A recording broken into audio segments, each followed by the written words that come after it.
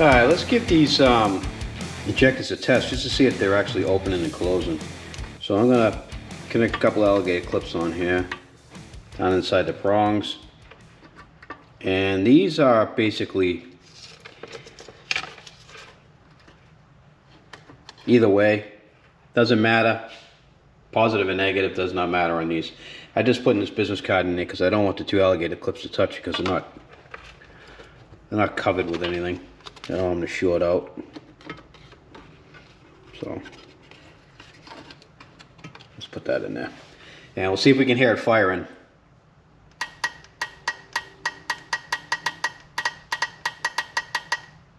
Trying to get everything into view.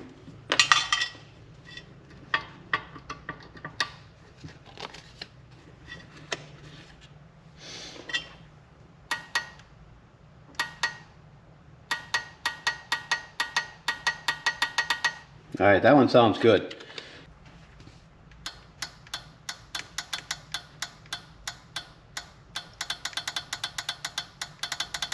I can hear it clicking. So we know this was opening as well. I think what's next is we're gonna see how they shoot.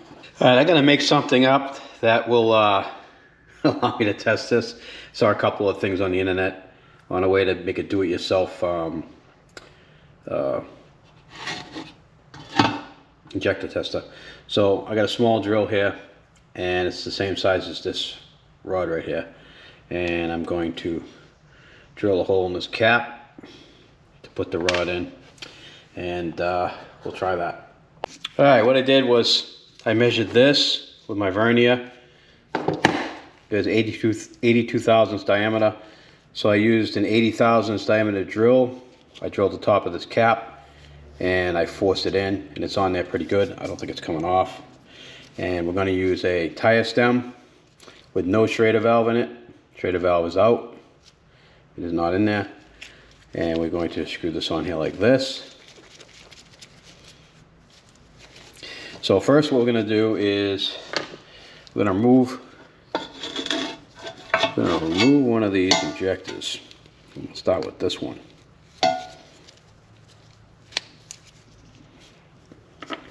And we're going to pop it right out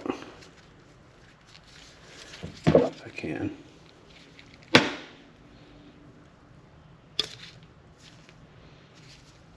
Alright, now the injector's out, and I want to remove the O-ring without damaging it, and I'll use a hook pick, hopefully not damage it,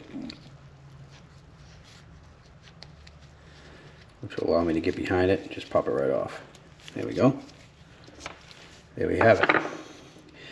Now what's next is you take the tire valve and you push it on there like that, which should stay on there. Then you screw the cap on and you connect it. You connect it to a can of brake clean, and there's your cleaner. Now what we have to do is just connect the battery to this, put pressure on it, and then hit the button at the same time. I put some sleeves on here. Hopefully they'll still go in. I wish I had the plug, but I don't. All right, it's building pressure. Let's see what happens when we tap it.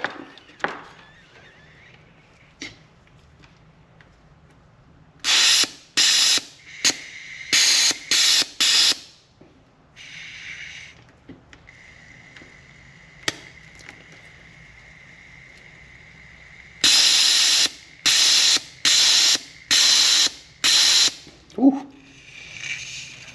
All right, that looks clean. All right, same deal. Stick that on there. Screw this on.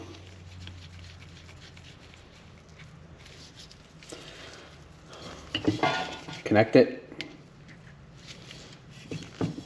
As you guys can see how I have it connected, that's it, just like that.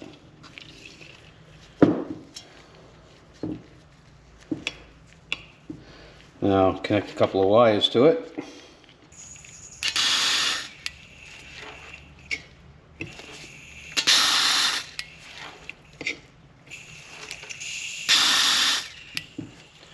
I don't know if you guys can see that. Let me see if I can get a better look at the stream. Seems like it's spraying all right. So I think the ejectors are okay. I think they're all right.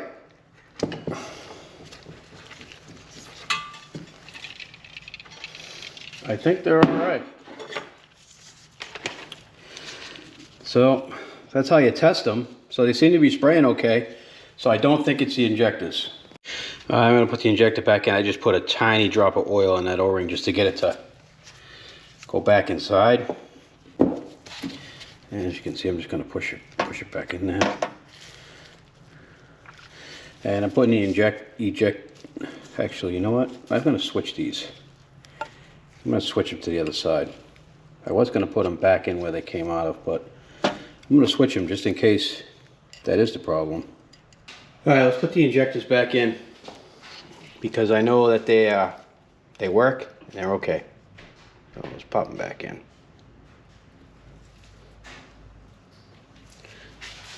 And I'm going to hook the return line back up. Now, that's the mag side. So, you know what side that goes to. Alright. Just want to make sure we put them in the right spot. Alright, I think next what we want to do is I want to check the fuel pressure. I ordered a fuel pressure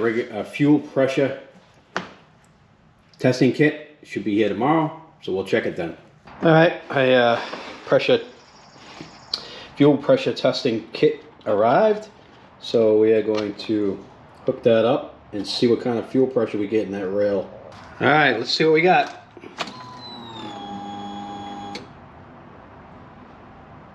It looks like it's holding at about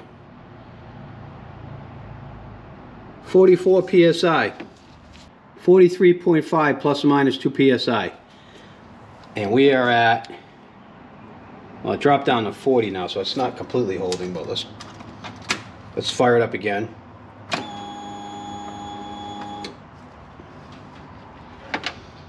Unless you're dropping way down now.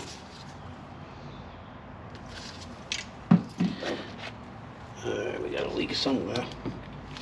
There we go. Let's push it down.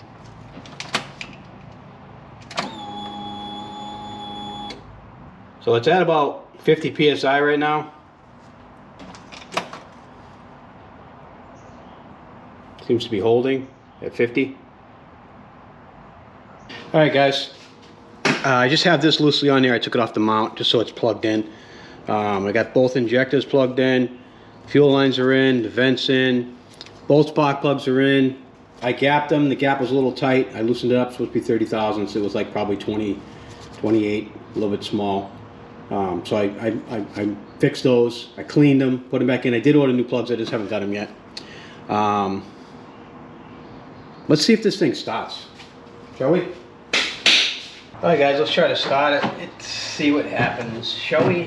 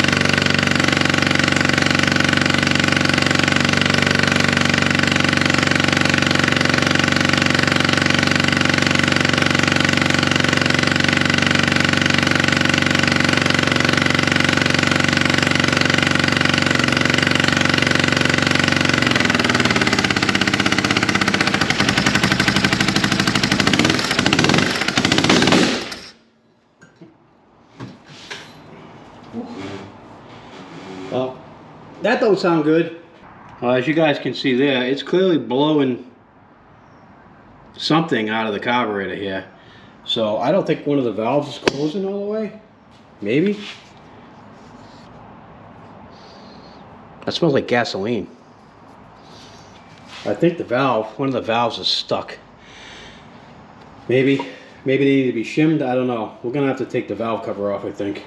All right, guys, she's popping through the cob. So intake valve issue on this side, and the only way to really figure it out is to, I guess, check the valve latch.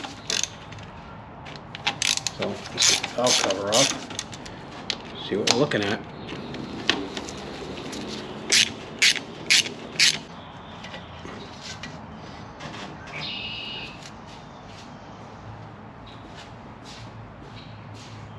All right, let's take a quick look in here for starters.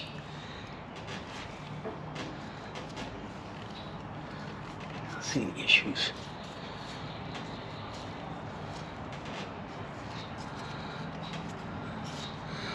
All right, so the lobes are up right now. Right? Both lobes are up. That lobe is up. That lobe is up. So both lobes are up on this side, so I could technically check that with a feeler gauge. Okay, there's our valve clearance. Intake is 5 to 7 thousandths, exhaust is 11 to 13 thousandths. Let's check it. All right, 6 thousandths should go in, and these two here are the intake side. So let's check it. Does not go in.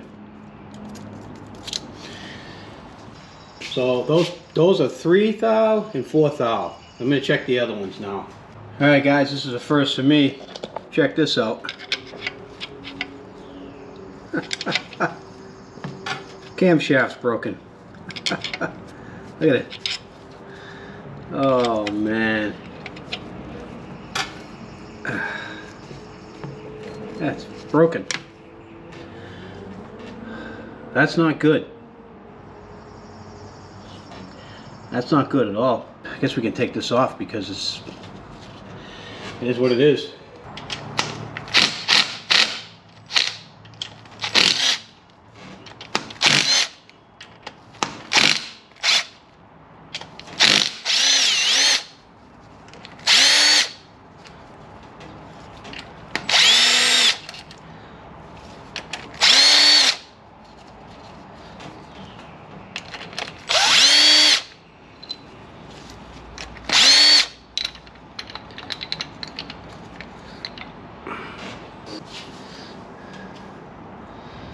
All right, well, that's definitely the reason. She broke right off. I hope we don't have any bent valves, that's for sure. We're gonna have to do a little bit of a leak down on this, I guess, figure it out. Let's pull these up. Take a look at them. Looks all right to me. I don't see any damage. Oh, it does have shims in here. Huh. I was told you didn't shim these. I guess I were wrong. You do shim them. Alright, that's cool. Let's pull this one out.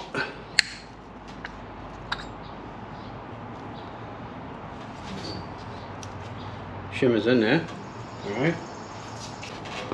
Alright, let's take the plug out. The hose from my compression test kit in here, which also hooks up to my air compressor. My air compressor right now currently has almost no air in it. Let me fire it up. I got about, I don't know, 120 pounds in there. I'm going to crank this in until I get about 20 pounds. That's 10. That's 20. 20 should be fine. As you can see, I have the crank stopped with a brake with a bar so that it can't rotate from the pressure of the air. And what I want to check right now is air. See if any air is blowing by these valves. See, these two valves here are in question. Those are the ones with the broken cam. I just want to hope that the lobes weren't down when it snapped and then the valves hit the piston. So I'm going to put my hand over this right now. I don't feel any air coming out of there.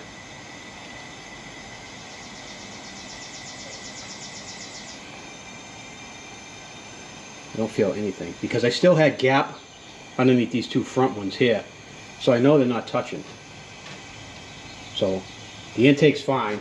The exhaust is the one I'm worried about, so I'm going to check here. Let's see.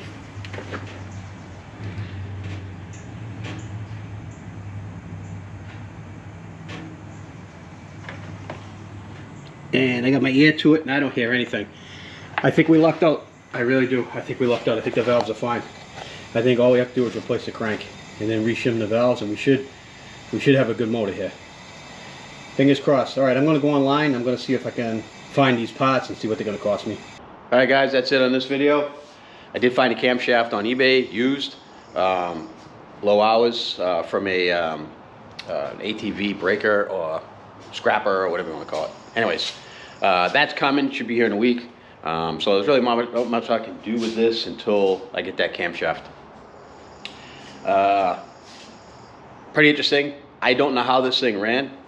It's amazing to me that it ran on one exhaust valve on one cylinder, and it ran the way it did, which is absolutely baffling to me. Anyways, we're gonna pop that camshaft in when I get it, and that'll be in the next video, and we'll see where we're at from there. I want to thank you guys for watching. Subscribe, like, share, all that kind of stuff. Comment below if you like this video. And with that being said, we'll see you guys in the next video.